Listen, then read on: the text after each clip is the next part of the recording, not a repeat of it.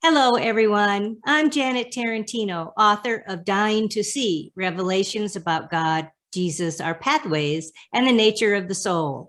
And I'd like to welcome you today to my YouTube channel called Exploring Everything Spiritual. Please click the like button below and feel free to share any video on my YouTube channel. And don't forget to subscribe below to see future amazing videos of everything spiritual. Our guest today is Dr. Yvonne Kason. Let me tell you a little bit about her.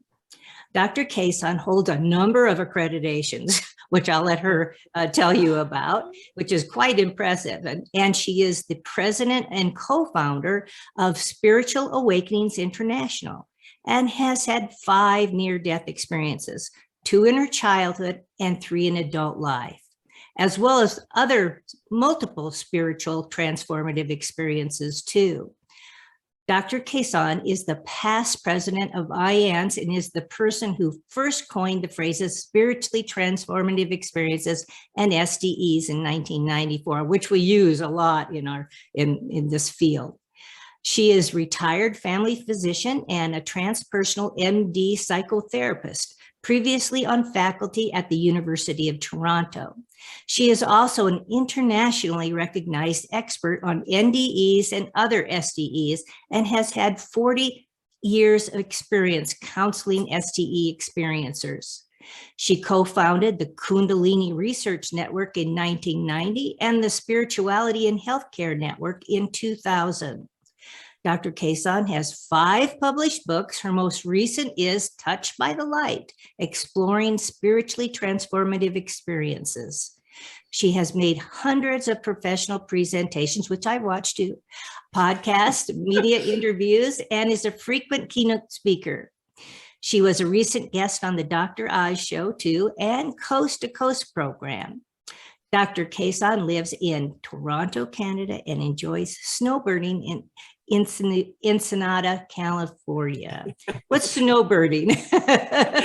It's called Encinitas, California, and snowbirds is what people who live in the Great White North do. We fly south in the winter to warm locations. So I fly south to Encinitas, California, when Canada is freezing cold. Oh, I bet. Well, welcome to my program today. Thank you. I'm so excited to have you.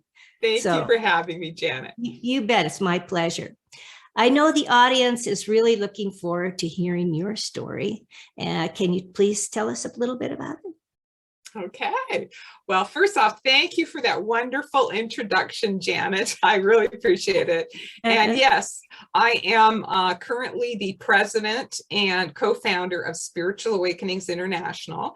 So anyone who wants to learn more about me and my work, please go to my website, which is www.spiritualawakeningsinternational.org. And you can sign up for our mailing list and you'll hear about all the events that we're having, which we offer for free. So that's wonderful if you're interested to learn more. Anyway, I got into this whole area of spiritually transformative experiences and near-death experiences and spiritual awakenings because of my own personal experiences.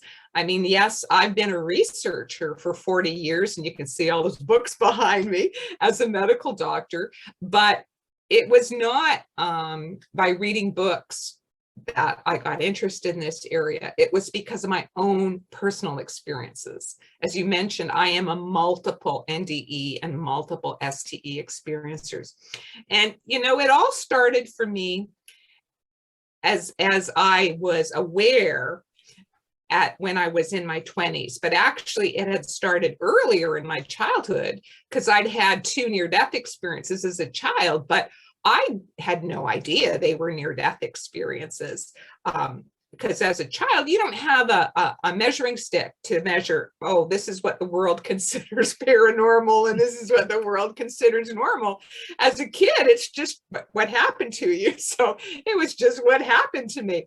And so I'll start with those 2 experiences, even though I had no idea actually till a few years ago that those were near-death experiences. This is part of how my spiritual journey unfolded is often it took me many years to figure out, oh, that was a near-death experience. I didn't realize that.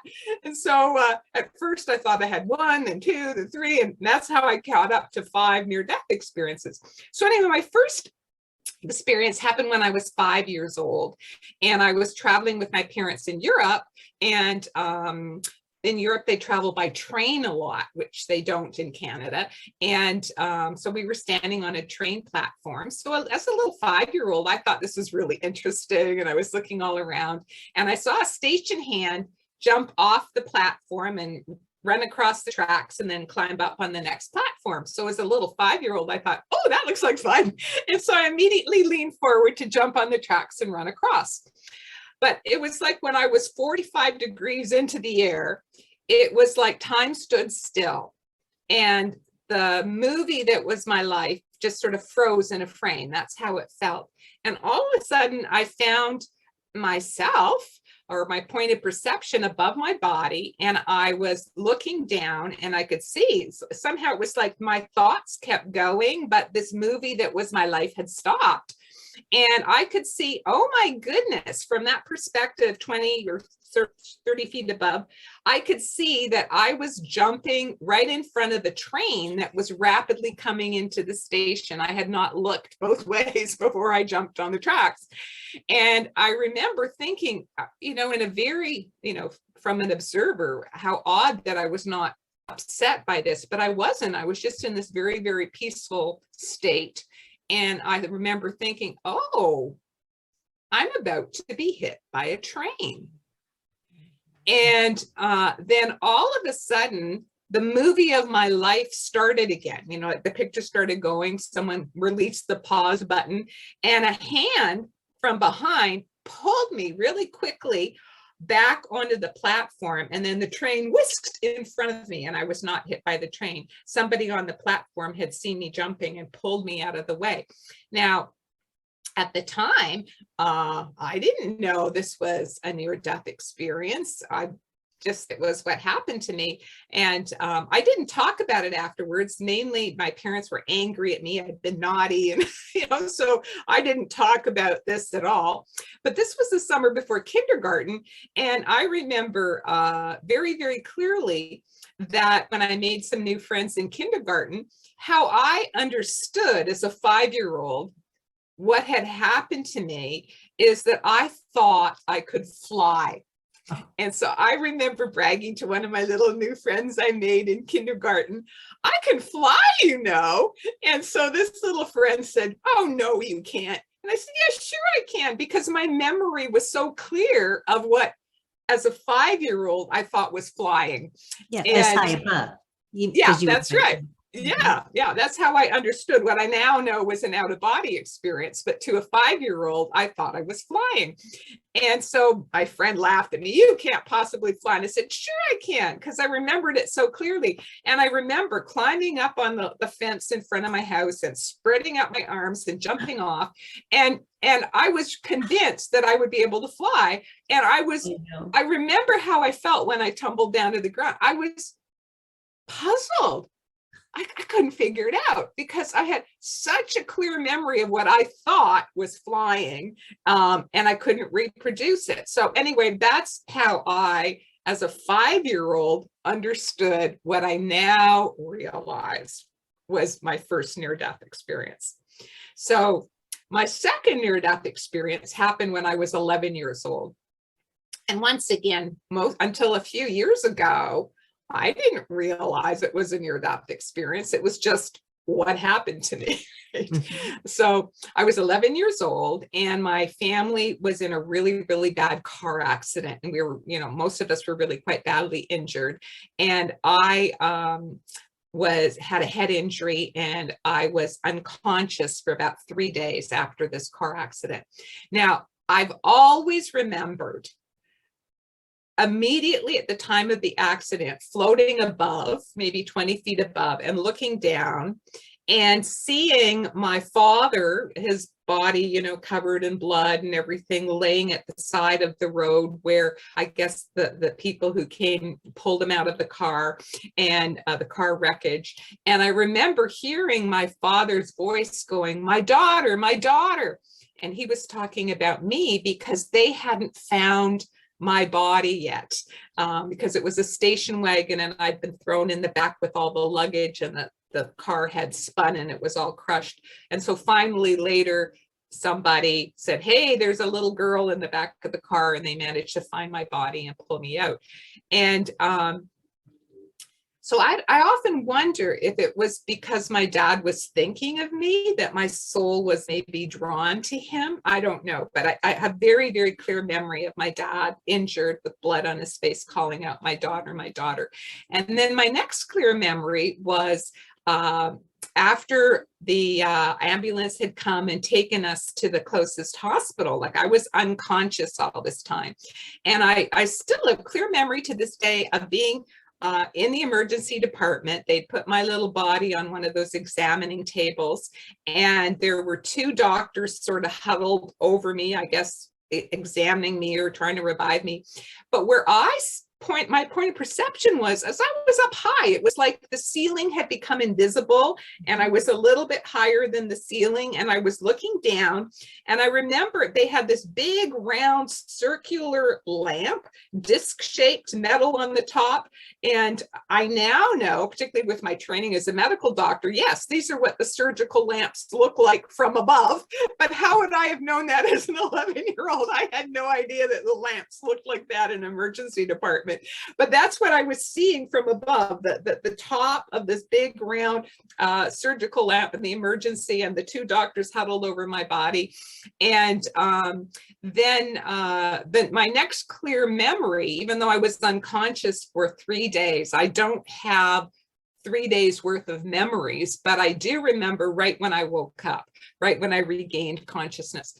And so I now know that was a near-death experience. But as an 11-year-old, I just figured that happens to everybody when they've had a head injury and been unconscious. So I never labeled it as anything unusual. I never even talked about it until recently because I just thought it was normal. I had no idea it wasn't. And then I guess it is normal for people who have near-death experiences. Actually, it is. That's right. So anyway, but interesting after effect that I had now, you know, that I've been researching it for so many years. Interesting after effect after that near-death experience when I was 11 years old was, and I have to say, I was a young 11. I had just turned 11. I was not in puberty yet. Puberty didn't come for like another year. So I was a kid still. But I remember that for almost a year afterwards, I could see ghosts in my bedroom at night. And how I understood it is that our house was haunted, you know, and I was afraid to sleep in my own room. And I made my parents move my bed into the bedroom with my younger sister and brothers, so I wouldn't be alone in my bedroom at night. Because I was frightened of these, you know, wispy beings that I was seeing at night. And so now that went away. It took about a year and then it went away. But now, looking back many years later, having researched the phenomenon, I realized, oh my goodness, that was an after effect from my near-death experience. But again, I had just written that off as one of these weird things that happened when I was a kid. but now I know it was an after effect from the near-death experience. So I still, as I was growing up, didn't think of this as paranormal. What started getting my attention happened to me when I was a bit older in my 20s. And my first very powerful STE as a young adult happened in 1976. And in 1976, I was in my last year of medical school, and I had taken a meditation course that advertised it would help you do better on your exams because you'd be more relaxed and could concentrate better. And so I thought, yeah, let's do this to help me do better on my final medical school exams. So I'm explaining that because I wasn't like trying to have a paranormal experience. I was actually meditating regularly to try and do better on my exams, which actually it did help. So I did very well in my exams, and it helped me remain calm, etc. But much to my surprise, after I'd been meditating regularly for several months, one day I had this really powerful experience in my meditation, which I now know was a Kundalini awakening. And what happened was, while I was meditating visualizing like light and energy going up my spine, and then this lotus at the top of my head on the crown. That was a technique I'd been taught, and I was radiating love out of my heart. So I was radiating love to everyone in the world. And all of a sudden, I heard this loud inner roaring noise, like the roar of a waterfall. And I felt this really strong energy rise up my body, rise up my spine, and then out through the top of my head. And then me, or my point of perception, seemed to pop right out of my head with this energy. And suddenly I was like 20 or 30 feet above my body. And then what I think of as me expanded. And I was no longer the size of, say, my head or body, but I seemed to fill this large auditorium that I was sitting in meditating. And then not only that, I started feeling this incredible feeling of love, just beautiful, beautiful feeling of love. And not knowing any better, because I was, uninformed and naive at that time, I thought this is what happened to all the experienced meditators, and that I'd finally gotten my technique right. And I was having like the it experience that you were supposed to have when you meditated. And I thought like, wow, no wonder people love to meditate. This is so awesome. So I just sort of basked in that feeling of love and expansion until the end of my meditation. And then when my meditation ended, I came back to like my normal sense of being. And again, I didn't know this was, quotes, paranormal. I thought others were having this all the time when they meditate. And it was only after, a few weeks, when I was not able to reproduce it when I meditated, that, sort of embarrassed with my tail between my legs, I went up to the senior meditators and I said, I must be doing something wrong. What am I doing wrong with my technique that I'm not having that experience every time I meditate? And I remember when I told them the story, and one of them, their jaw just dropped. They went, oh, like, that happened to you? And I said, well, yeah. and they said, well, the only thing it sounds like is a Kundalini awakening, but couldn't possibly be a Kundalini awakening. I said, okay. But they couldn't tell me what it was. They said I was much too young and much too inexperienced a meditator, even though it sounded like a Kundalini awakening, couldn't possibly be. And you only had Kundalini awakenings if you were meditating with a guru and he initiated you with Shaktipat and all this stuff, and that I should be instantly illumined. Like, basically, they told me a whole bunch of stuff that was incorrect, but I didn't know any better. So I thought, okay, well, it's not a Kundalini awakening. I don't know what it is. But now, many, many years later, I realized it actually was a Kundalini awakening.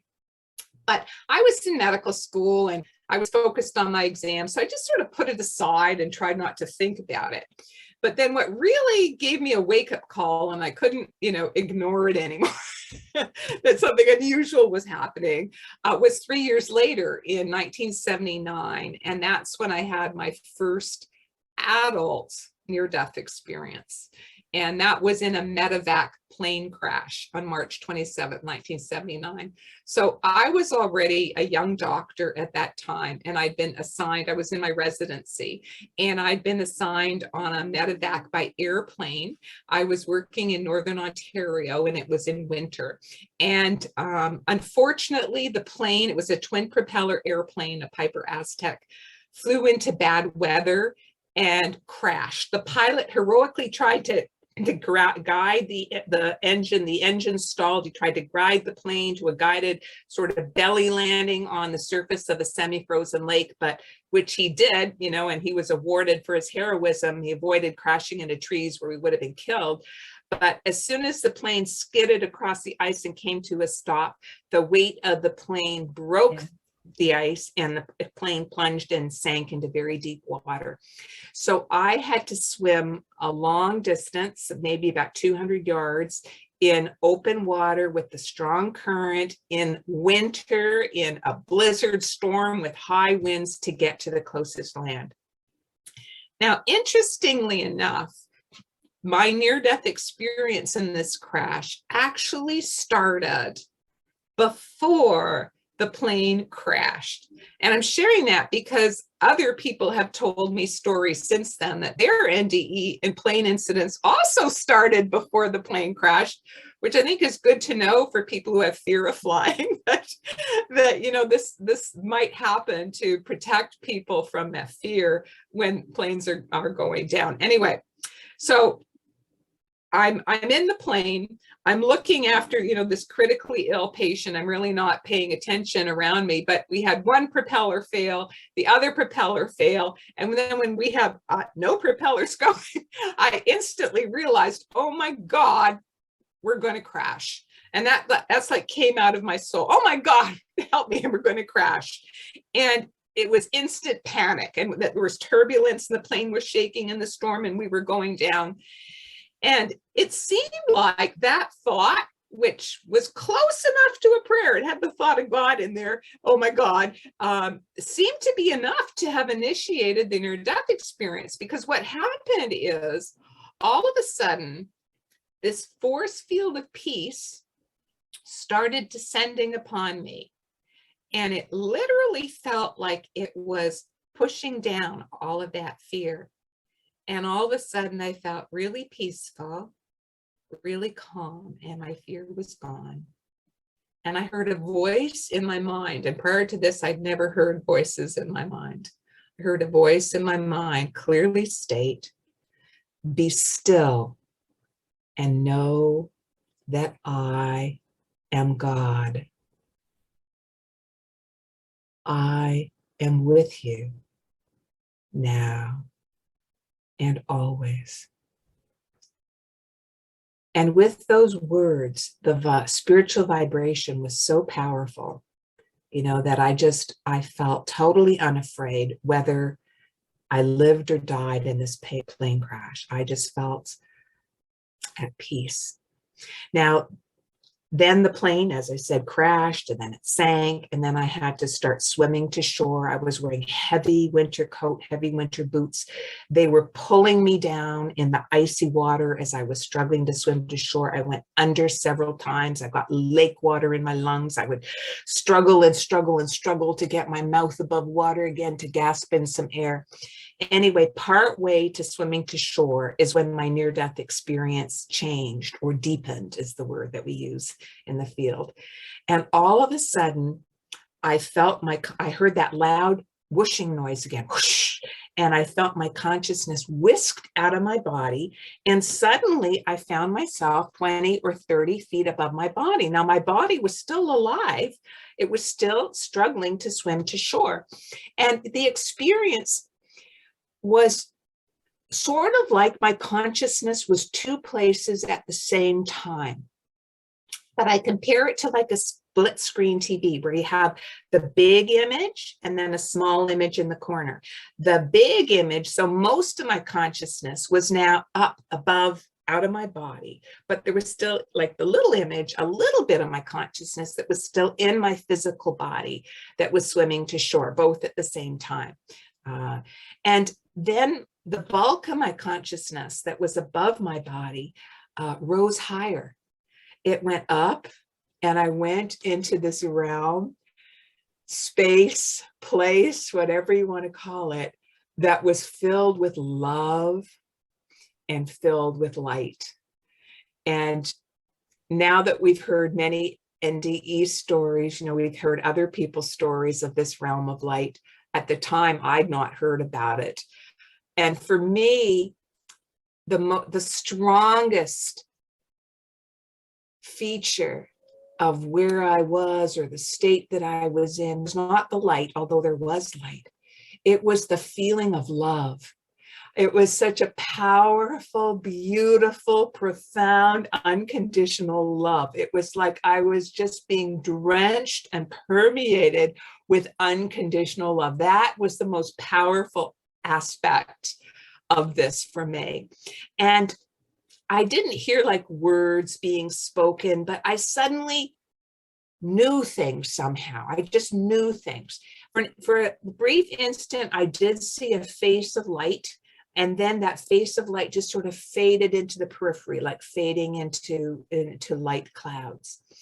But what I somehow knew without any words being spoken while I was in this realm or state of love and light was I just somehow absolutely knew that what I was experiencing was a glimpse of the higher power, or what I had been raised to call God. And what I was experiencing God to be was not anything at all like what I had been taught that God was like. It was not an old man with a long white beard sitting on a throne judging you. Have you been good? Have you been bad? Not at all. What I was actually experiencing was the higher power, or what I call God, is incredibly loving, unconditionally loving, and like a force field of love that is infinitely intelligent and infinitely present, like interpenetrating all of creation, all of time, past, present, and future, and that we are all loved by the same one force. Doesn't matter if we believe in it or not, still is, still loves us. And so I just knew all of this instantly. I also absolutely knew that what I think of as me would live on, whether my body down there lived or died. I had no idea whether I was going to make it to shore or not. And I sort of watched from above, just feeling that I was at home. I was where I belonged, just embraced and permeated by the loving light of God, of the higher power. And I watched as my body was swimming to shore. Now, through the grace of God and through a whole bunch of miracles and coincidences, I'm going to cut the story a bit short because it is a long story, but I did manage to swim to shore. And the pilot also managed to swim to shore. And through heroic acts of some helicopter pilots who were grounded by the storm very nearby to where a crash occurred, they flew out in the blizzard, they managed to find us, and they brought us to the closest hospital by helicopter. And I remember watching from above as they landed on the helicopter on the hospital driveway, and then emergency room staff came out with their little stretchers, and they put me on a stretcher, and I watched them wheel me into the emergency department. And I remember watching a nurse trying to take my temperature, and she was puzzled because she was not getting a reading on her thermometer. She was just using a standard thermometer. Well, the reason she wasn't getting a reading was I was profoundly hypothermic. I was almost frozen, and my body temperature was below the bottom reading on the thermometer. And I remember feeling my consciousness floating further and further away from my body. And I knew that that meant that I was dying. And I was okay with that. I was at peace. But then, to my surprise, all of a sudden I heard a voice say, "Boy, could I use a hot bath." And I was really startled to realize those words came out of my physical body's mouth, because I'd not thought of them. I'd not planned to say it. It somehow came out of my mouth. So I don't know if that was a guardian angel speaking through my voice or whatever, because that's exactly what my body needed at that moment to prevent me from dying, was to be rapidly reheated. And when my body said that, the nurses said to each other, "Oh, maybe that would help them. Let's take them to the physiotherapy department, put them in the hot water and the hot whirlpool baths," which they did. And it was there in the hot whirlpool bath, when my body was reheated, that I finally felt my consciousness re-enter my body. And what that felt like was like this. It was like, whoosh, And what I felt like on, how they depict on TV, a genie being sucked into a bottle, that's literally what it felt like. It felt like I'd been in this really big space above, and then suddenly whoosh, I was sucked in through the top of my head into the smaller confines of my body. And then whoop, I'm back. I'm going to live. I'm going to live. I remember rubbing my hands on my frozen legs. My hands were so frozen, I couldn't feel anything, but I was rubbing them on my legs going, I'm back. I'm back. I'm going to live. I'm going to live. Now, this experience impacted me profoundly. I mean, I was quite unwell for a month or so afterwards. I had to take time off work because I was recovering from severe frostbite and near drowning. I'd had lake water in my lungs. And I'm actually glad I had that time off because it gave me some time to integrate what I now know was a near-death experience. But that back then I didn't even have words to describe what it was, because it felt like I brought some of the love back with me. It was like for the first month or so after I came back, I was just oozing love. I was so full of love. I just loved everyone and I loved everything. And I remember I would look out at the squirrels playing on my lawn, and I would have waves of love coming out of my heart for these squirrels, or I'd see children riding their bikes down the street and I'd have waves of love for the children out in the street, or I'd listen to music and everything would inspire waves of love or tears of joy. I was just so full of love.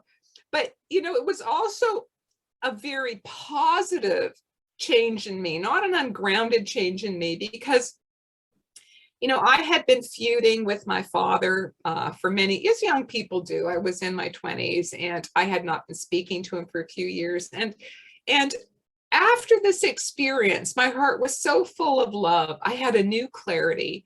And I phoned up my dad and I just said to my father, Dad, I love you. Please forgive me. Let's be friends. And we reconciled. My father and I reconciled. And, my father hadn't changed. Those things that used to bug me so much, they were still there. But somehow after the near-death experience, it didn't matter anymore. That what mattered much more was the love. And I was able to let go and I was able to forgive. And I look at this as one of the biggest blessings I got out of that near-death experience, was that my dad and I reconciled our relationship, and we were able to have a really loving father-daughter relationship for 7 years after that, until my father died. So this was a really, really great gift. But there was another after effect, which we now use that word, that happened to me that I didn't even know was connected at that time. So there was all this love, and I also lost my fear of death. My conviction of the reality, the higher power, was absolute. It wasn't because somebody taught me, it was because I knew it was true. And similarly, I came out with much greater tolerance for people with different religious backgrounds and cultural beliefs, because it was just obvious to me after this experience that there's the same one loving higher power behind the universe, and we're all just coming at it from different angles. And that's okay. Higher power gets it. Loves all in each and every one of us. And so I became much more tolerant of people with different spiritual religious views. But much to my surprise, a few weeks after the near-death experience, maybe about a month or so afterwards, I had what I now know was my psychic awakening. I was driving to visit a friend one evening. I was stopped at an interchange, red light in my car, and all of a sudden, in my mind's eye, I could see, clear as could be, a clear visual image of my friend's brain covered in pus. And somehow I knew it was my friend that I was going to visit. And somehow, as a medical doctor, I absolutely knew that I knew what the symbology represented. I knew it meant meningitis. And I'd never had an experience before, but I now realize this was my first clairvoyant experience. And so I went and I visited my friend and, sort of sheepishly, gee, how are you feeling? And she told me, oh, she was not feeling well and she had a really bad headache and a fever, blah, blah, blah. Long story short, later on that day, she was taken to Emerge and she was diagnosed with meningitis. So it was my first accurate clairvoyant experience. Then I started having clairsentient experiences, clairaudience experiences. Later on, past life recalls experience started happening. So here's me as this young medical doctor. And all these weird things were happening to me, because how I started the story was, how did I as a medical doctor get into all of this? So all of this stuff was happening to me by the time I was finishing my residency as a young medical doctor. So the first place I went to try and understand what on earth had happened to me was my medical colleagues, because I knew a lot of doctors, right? And so I just started with what happened in the plane crash. And I told, my medical doctor friends, including, many senior medical teachers, et cetera, at the university. This is what happened to me. Have you ever heard of this type of experience? Is there even a name for this type of experience? Because I didn't even have a name to call it.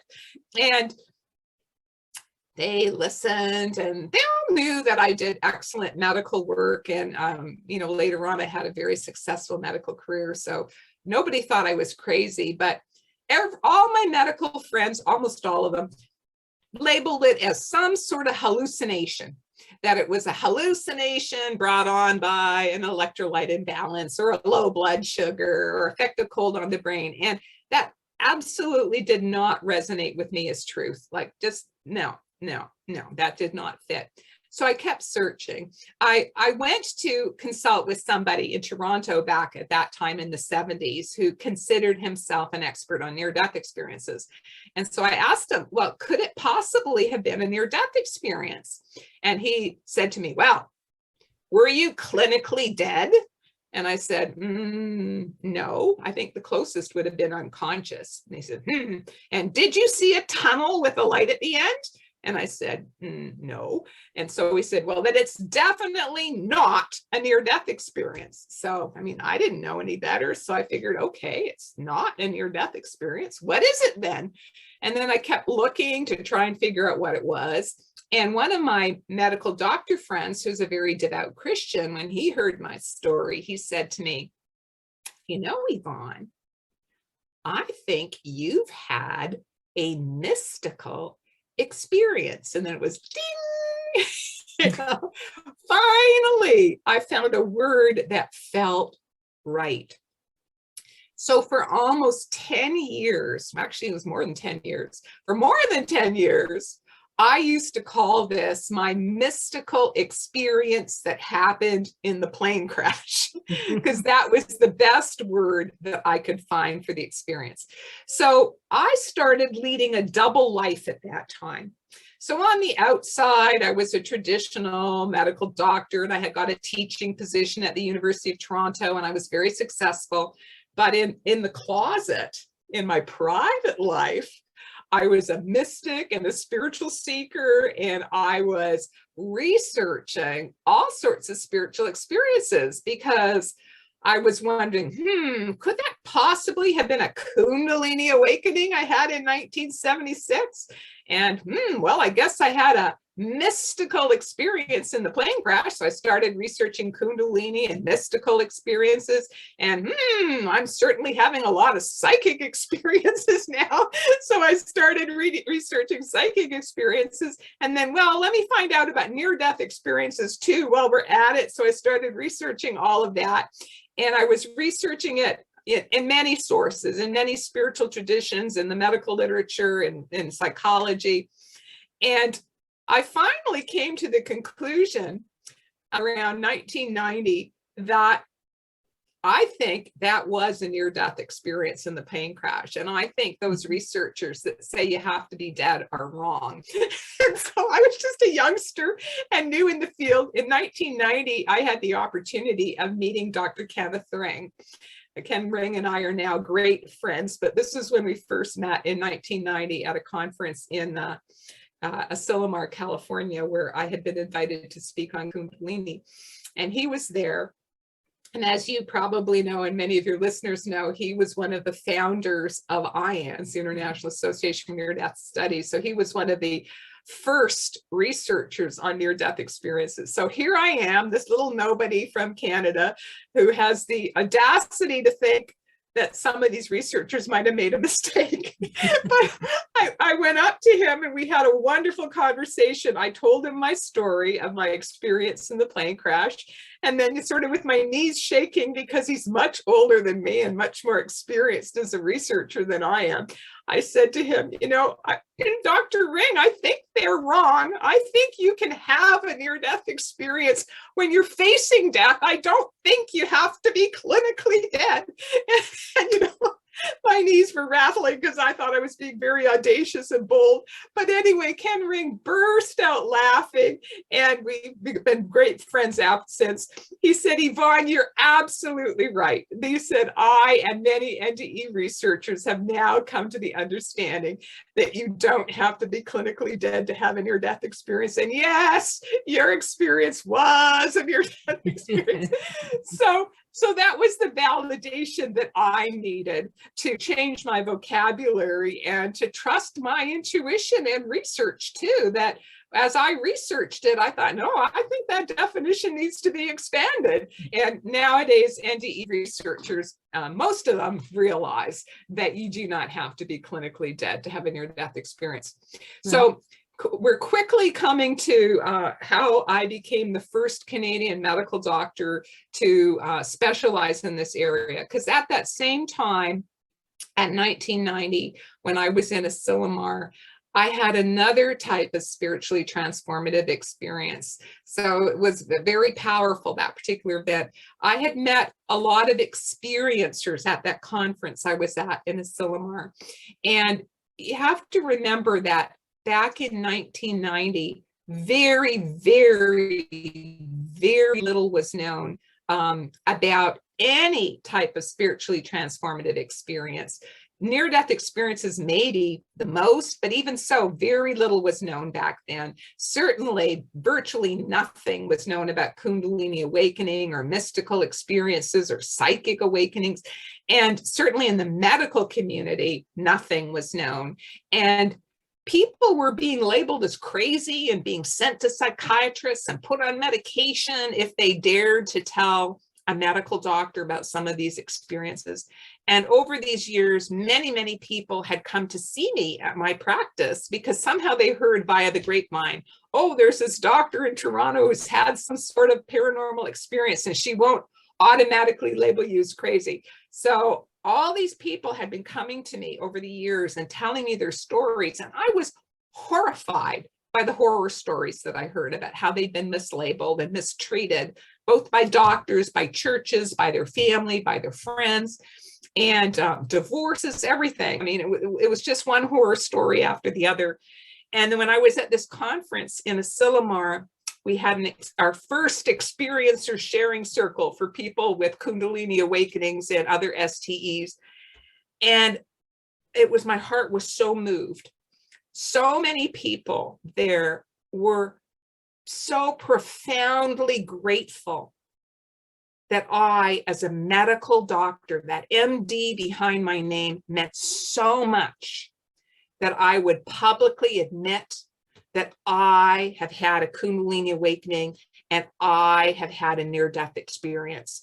It was so important and validating for them. It moved me, it touched me to the depths of my soul, how these people were hugging me and crying. It touched me very, very deeply. And I went in this very moved emotional state. I went for a walk on the sand dunes. The similar is on the Pacific Ocean. And I went for a walk on the sand dunes there. And then I had this incredible experience, which I call it my calling, mystical experience. All of a sudden, it was like the Lord descended upon me and my consciousness cracked open. And where my head used to be, became a beacon of light, radiating light in all directions, like a sun had replaced where my head used to be.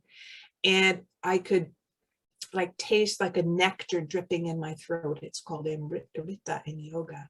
And I absolutely knew instantly what I must do, that I was being called by spirit to come out of the closet.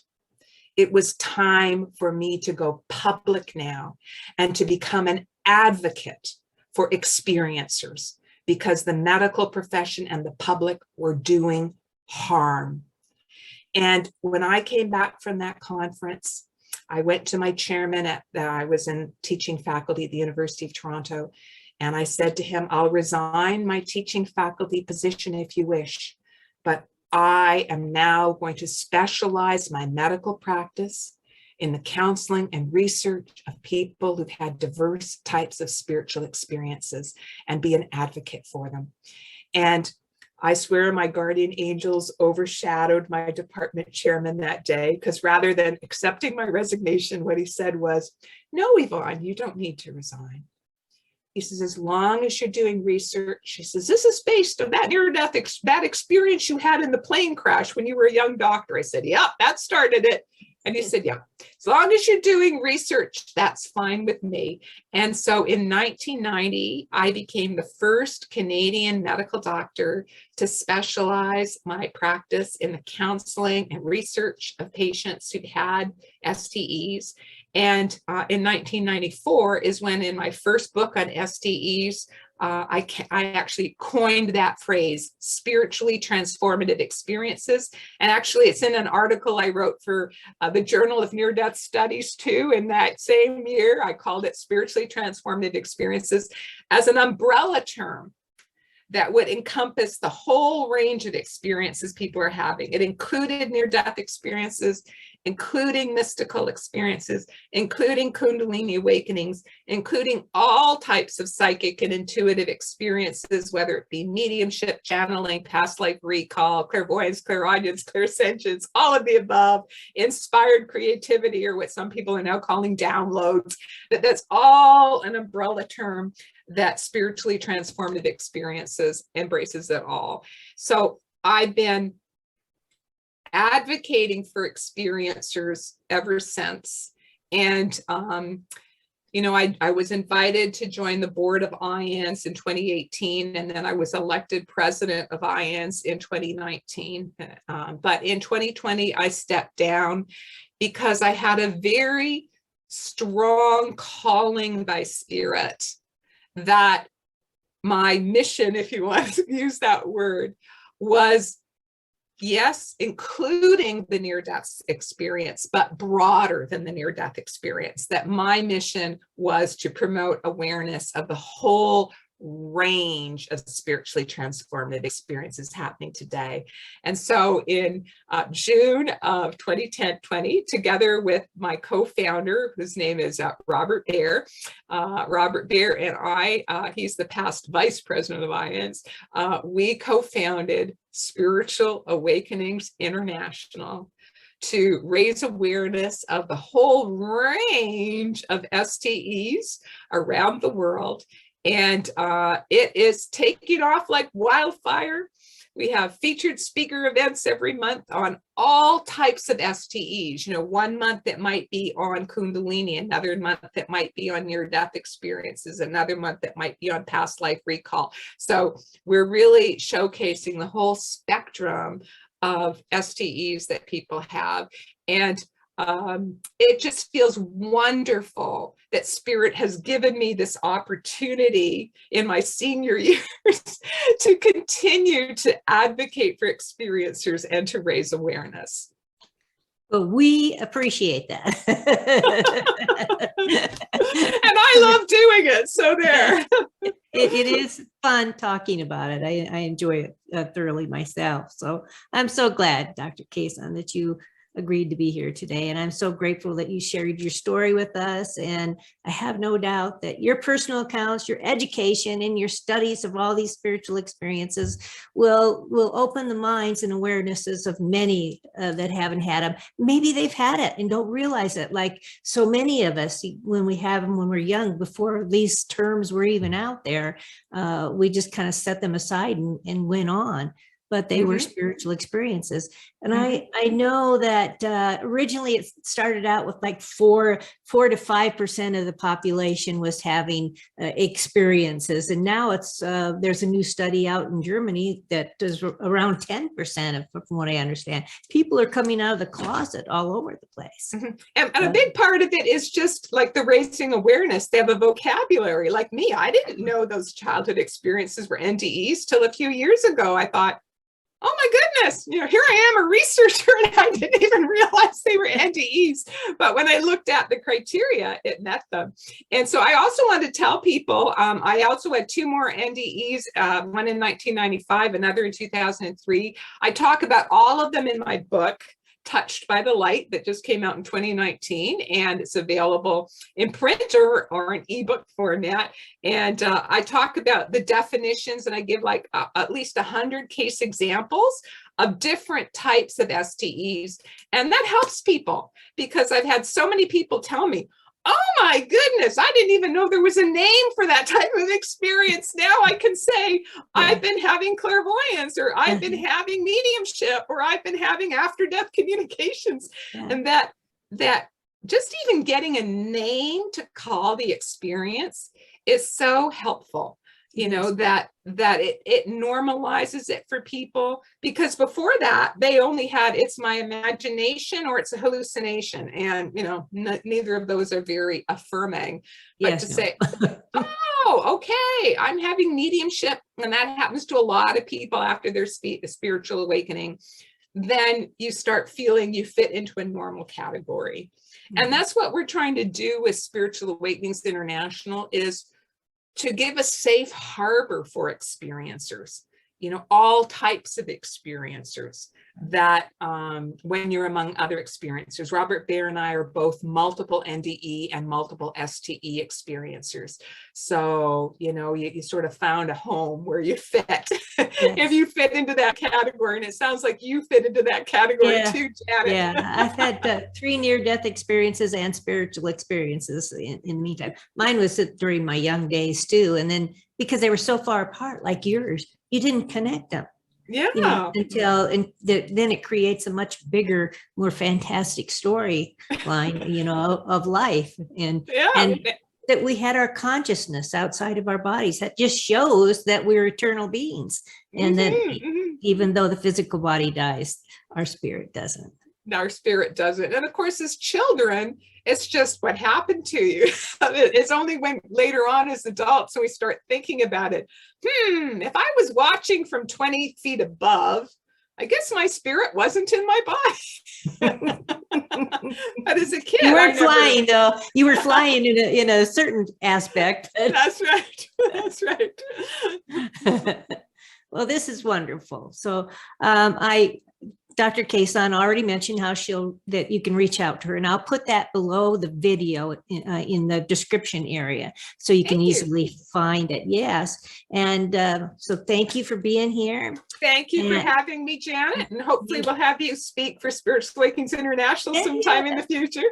I would love that. I would love that.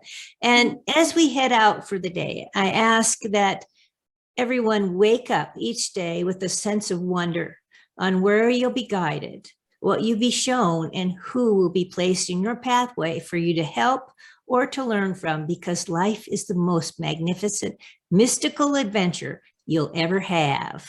Goodbye, everybody. And don't forget to subscribe below to watch future amazing videos. Thank you. Bye. Bye.